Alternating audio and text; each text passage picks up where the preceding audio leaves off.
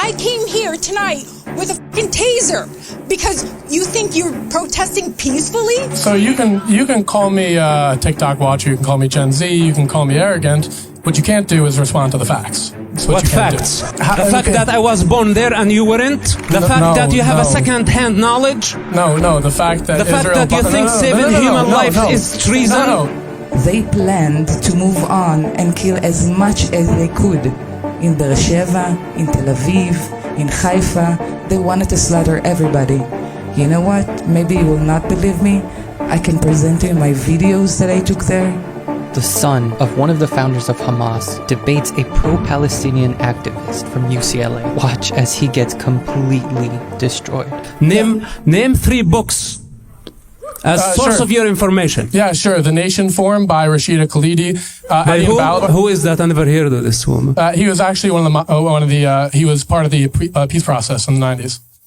Okay. But you don't know about him. That's fine. I still respect your opinion. It doesn't mean that you're wrong. Just because you don't know a single author, okay? That's fine. All the books that you read looks like going only in one direction, to delegitimize Israel. Do you know who Benny Morris is? I don't need to know. I think you're just making up stuff. Or the making of the Israeli nation. And I think... Making of the Israeli nation. Do you know that book? Or are you just uneducated? Look, what's the answer? Listen, what did I tell you from the beginning of this conversation? I don't need to read books to know my you land. You don't need to read books, but I do. don't need. I write the books. I live the experience. I am the author. All the credibility you gained. I am not a second-hand knowledge. All of the credibility that you gained by living in Palestine was taken away from you when Israel put you on their paycheck. Now, to people like us who really know what the Quran teaches, it's just crazy to even imagine this is even happening. But now we're going to see Mosab really hit the nail on the head. First of all, if you want to take personal aim, I can take you on a rabbit hole that you will never get out of it. Sure. Go ahead. I have been patient and respecting you. You know why? Because you're just an arrogant student with no knowledge, with no life experience, advocating on a very dangerous cause, being a useful idiot in the hands of terrorists, creating trouble, putting encampment, breaking the law, advocating on behalf of a terrorist organization designated by the American law as a terrorist organization, makes you a terrorist. So if you want to talk about personal things, you challenge me for doing a legitimate work for a democracy to save human lives, and you want to reduce my effort to say that I got paid 10 years fighting and chasing after terrorists who blow up, killed Americans, Israelis, Arabs, Muslims, all type of people indiscriminately. Do you think you can sit here and judge me? And you don't have the authority to sit there and judge. Tell me I took money or I did not take money. This is not your business. No, you did take money. That's a fact, and that's fine. This is not your business. You took money from Israel, and that's okay. You're a propagandist for Israel. That's just a fact, and it's the reality of the situation. If you know anything about Mosab, you know that he had a really hard life, and to wave that all away by calling him a propagandist is crazy. It just goes to show the shameless denial these people are in. No matter what I say, he's going to say you are paid, you're on a payroll, you're advocating on behalf of the Zionists, and he will continue to be in his denial for eternity. This is a phenomenon of useful idiots that they're advocating on behalf of a dangerous organization. They're bringing chaos, intifada to the United States of America because the government is not taking care of this business. He has the literal son of the co-founder of Hamas telling him how they operate, what they do, and he still doesn't believe it. Really goes to show, at least for me, that this is a spiritual battle. So you can call me TikTok watcher, you can call me Gen Z, you can call me arrogant. What you can't do is respond to the facts. What facts? Well, what facts? To be fair, we need facts, and that's what I was kind of asking you about. So, well, the fact that I was born there and you weren't? The fact that you have a second-hand knowledge? No, the fact that you think saving human life is treason? But now it's really gonna get bad for him, because a member of the audience, who was one of the hostages taken by Hamas, joins them on stage and tries to have a dialogue with him. But as you will see, he was really uncomfortable. He couldn't even look at her. I guess I just would ask you the simple question of what do you want the world to know? What do you want Mr. Doyle to know? I'm an artist. I served the army 22 years ago. I have all the signs on me. I had an Arabic necklace on me. I had the Indian Ganesh tattoo on me. I had Pharaoh on my fingers because I'm half Egyptian and half Moroccan, but I'm Jewish. Okay? And I have the letter I got on my hand. You know why? Because I believe in coexisting. Did you know that the vast majority of the hostages believes in coexisting? So I'm an artist. And on October 7th, I went to fulfill my dream. I went to make my dream come true. When October 7th happened, and that's a fact, they told me it in the inside. They didn't know about the Nova Festival music. They didn't know that we have 3,000 people in there. They planned, and they told me that. They planned to move on and kill as much as they could in Beersheba, in Tel Aviv, in Haifa. They wanted to slaughter everybody. You know what? Maybe you will not believe me. I can present to you my videos that I took there. Do you know how many bodies were there? Do you know how much violence was taken on me? I was caught in the middle of a lynch. I was presented as a soldier because I chose to wear green army look-alike uniform that day. By mistake, I was categorized as a soldier, and I was treated as a soldier. When I was entering Gaza, and I told you before, I have Arab suppliers, I have Arab neighbors and Arab friends. When I was entering Gaza, and there is a video of that, I saw 100% of civilians celebrating me being taken. All I saw is 100% of civilians lynching me, beating me up. I was with a broken leg. I had bruises all over my body. Do you know that I've never cursed them? I've never argued with them. And I've never treated them like garbage.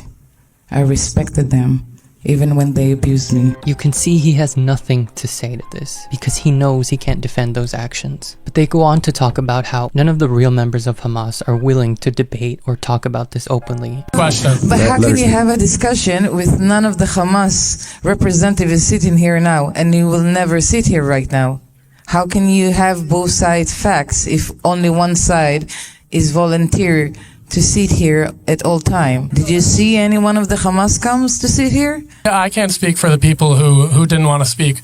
But what I can say is that the view of Hamas as a completely implacable force is not completely incorrect, because they see the Palestinian issue as a very religious issue, and going back on that issue is seen as going back on God. But like we saw with the PLO, over time, they become more of a political movement and less of a nationalist movement, like we'll see with Hamas. Like we've seen with the change from 1987 charter to 1917 charter, they change and they adapt and they grow over time, and it's changing from a staunchly religious movement. Obviously, it still is a very much religious movement, but the movement itself, especially with regard to Hamas, becomes more political and becomes more malleable. The idea is that in time, if we can get Israel and Hamas to both agree to a just solution, then it's ridiculous to say, well, because Hamas is implacable now, then there won't be a solution. So he refuses to answer the first question. Then he goes on to say that magically Hamas is going to be more reasonable over time if they can strike some kind of deal, which we all know is never going to happen. Surah 9:5 says, "Then kill the disbelievers wherever you find them, capture them and besiege them, and lie in wait for them in each and every ambush." The problem is not only with Hamas.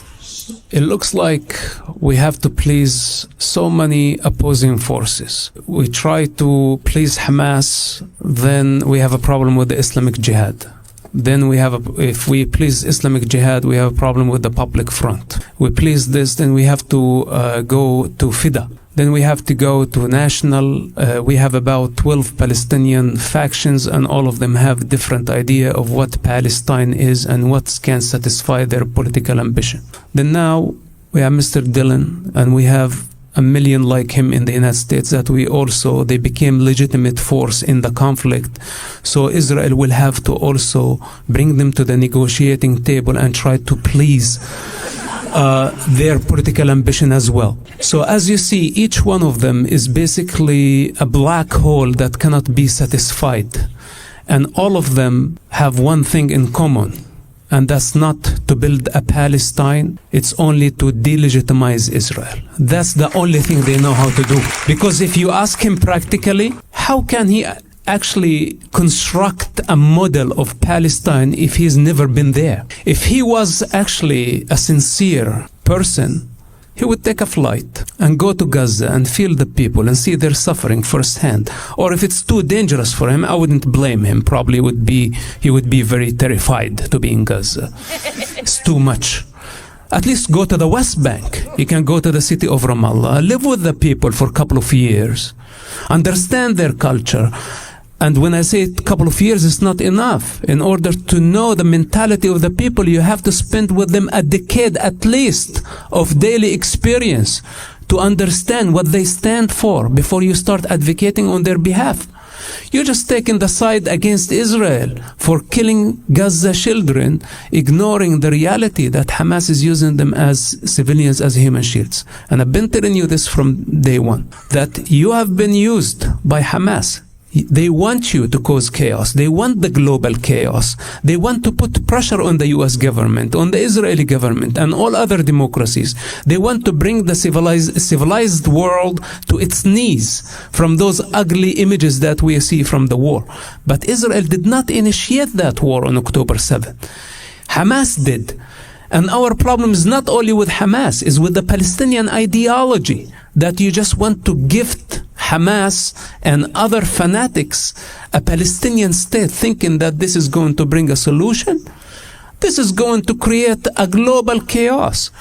These people are not looking for equal opportunity. They don't want to divide the land. If they wanted to divide the land, they would have accepted the partition back in 1948. But instead of declaring their independence, they declared war against the Jewish people. Then they remembered some 40 years later to declare their independence. This is Palestinians, or what so-called Palestinians. They have many fundamental problems. They don't have a legitimate leadership. You know, you tell me about the camp, and like you speak on behalf of all the encampment in the United States. You run only a camp here at UCLA. There are other encampments. You are not in charge of them, and they did not even elect you as a leadership. You don't have a moral compass. You don't have an objective out of this thing. You're just going in a revolution for the sake of revolution, intifada, and you don't have a resolution. Where are you getting? What's the next shore? So fundamentally, we have a problem with Palestine. Before we resolve this issue, we need the Palestinians to decide what they want. First of all, what's their constitution? What's their agenda? What's their leadership? And will they drop violence as a method? Will they accept Israel's right to exist? Then after that, we can have a dialogue, and there can be a solution.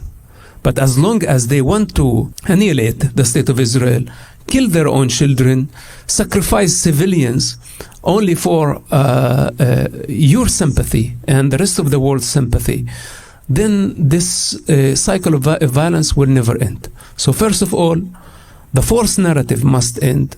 Then the use of violence has to be dropped completely and unconditionally, targeting civilians indiscriminately. Then after that, there would be room for dialogue and negotiations. And it's so crazy to me how these college students are defending literal terrorists, not knowing or completely ignoring the fact that these terrorists don't even agree with what they're saying, especially when it comes to things like women's rights and gays' rights.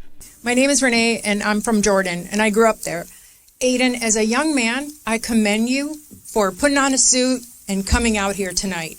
I appreciate that from a professor, okay?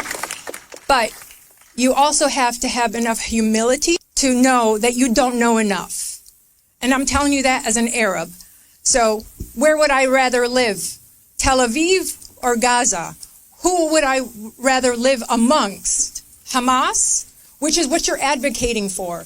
I also believe that it's words and your actions are incredibly dangerous. So you're not doing my people any good by these encampments. If anything, you're empowering Hamas, Hezbollah, ISIS, and the plethora that are kind of in breeding right now. So like I said, I appreciate, you putting on a suit and coming here and speaking for my people. My people don't want you speaking for them. because you're not helping us. You're not. You can shake your I head. have a You can question. shake your head. You can shake your I head. don't claim to speak for the people of Jordan. I don't know what. Well, they- Palestine, same thing. Listen, don't be No, rude, I'm man. asking They're you. not the Look, same thing. okay, actually. It's Doyle. not the same thing, but no, actually, here's the thing. Here's one thing you don't know. No, they're literally not. Hold on. Be- Let her speak. Before the British mandate, I could have been a Palestinian instead of a Jordanian or Egyptian. It's the same people. So don't act like you know my people better than myself or Yousef. So that's the arrogance. This is the arrogance and the problem that I have with the encampments. I came here tonight with a fucking taser because you think you're protesting peacefully? I'm going to be okay showing up here by myself because white, entitled, spoiled Americans want to get attention? That's what you're standing up for. You're making it worse for Arabs here and back home. So you're not doing any of us any help. All these college students defending Hamas are, as he put it, useful idiots. Now Mosab gets asked what he thinks of the students that wear keffiyehs. They will never be part of the reality of the Middle East. They will continue to be part of a virtual reality disconnected from the real world. And I guarantee you that this is not only his or their problems. In life, they are disconnected from reality. They are living in an alternative reality. And this is where they think they rule, by how many followers they have.